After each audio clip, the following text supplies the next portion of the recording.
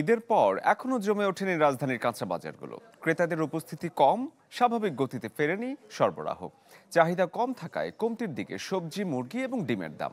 তবে সরবরাহ সংকটে আছে এখনো কিছুটা চড়া মাছের দাম। ঈদের ছুটি শেষে ঢাকায় মানুষ ফিরতে শুরু করলেও এখনও পুরোপুরি জমে ওঠেনি রাজধানীর কাঁচা বাজার। চিরচেনা কারওয়ান বাজারে নেই ক্রেতাদের ভিড়, চাহিদা কম, তাই কমেছে বেশিরভাগ শাকসবজির দাম। ৩০ থেকে ৬০ টাকার মধ্যে বিক্রি হচ্ছে প্রায় সব ধরনের সবজি। সব মাল 50-এর নিচে, 50, 40, 30 এরকম। ঢেঁড়স, পটল সব 30 টাকা 40 টাকার মধ্যে বা লাগালের মধ্যে আছে।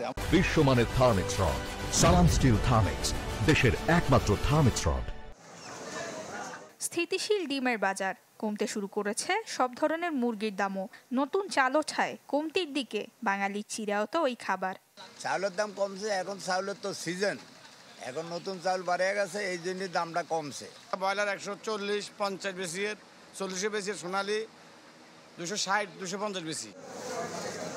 তবে সরবরাহ ও ক্রেতা কম থাকায় চড়া মাছের দাম। গুটি কয়েক আগ্রহী ক্রেতা বাজারে আসলেও দাম শুনে ফেরত যাচ্ছেন বিরস মুখে। ঘাটে গেলে মাছ কিনতে পারি না, দাম বেশি। আগে ঈদের আগে যে মালটা ছিল 800 টাকা, আজকে কিনে আনছি 900 টাকা কেজি।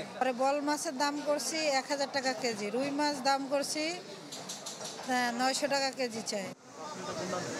আগামী সপ্তাহ থেকে ক্রেতাদের পদচারণায় মুখর হবে বাজার, আসবে পণ্যের দামের পরিবর্তন।